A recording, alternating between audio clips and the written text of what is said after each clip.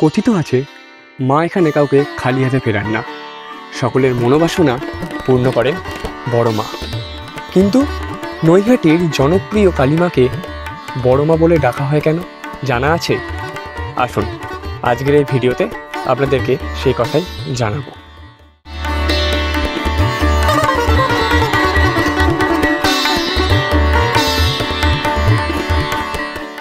শোনা যায় নৈহাটি নিবাসী ভবেশ চক্রবর্তী নামে এক যুবক নবদ্বীপে ভাঙা রাস দেখতে যান।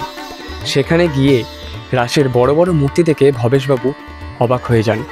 তিনি চিন্তাভাবনা করেন নৈহাটিতে ফিরে সুউচ্চ সম্পন্ন কালী প্রতিমার পুজো শুরু করবেন। যেমন ভাবনা তেমনি কাজ। শুরু হয় 21 ফুট উচ্চতার কালী মায়ের পুজো।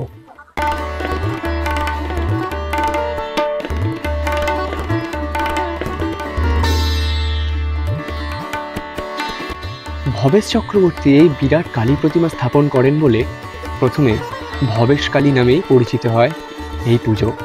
তারপর ধীরে ধীরে এখানে মায়ের জনপ্রিয়তা বৃদ্ধি ঘটে এবং পুজোটা জনসাধারণের পুজো হয়ে ওঠে।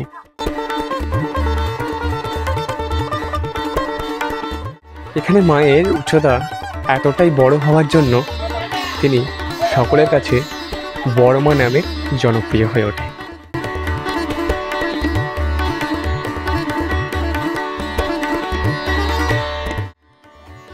বড় মায়ের স্থায়ী মন্দির থাকলেও প্রথমে যেখানে মায়ের পুজো শুরু হয়েছিল সেখানে এখনও প্রতি বছর কালী পুজোর আগে মায়ের বিশাল মূর্তি তৈরি হয় এবং মায়ের পুজো হয়।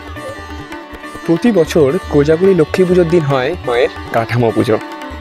মায়ের পুজোর খরচ, পুজোর সামগ্রিক, ভোগের সামগ্রিক এবং মায়ের গয়না দেন মায়ের ভক্তেরাই।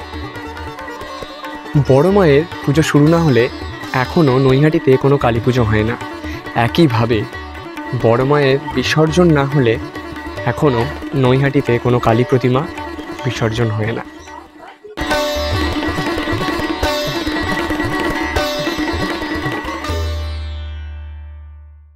এই জন্যই তিনি বড় মা। বড় মায়ের পুজোর মূল মন্ত্র ধর্ম হোক যার যার, বড় মা সবার। জয় বড় মায়ের জয়।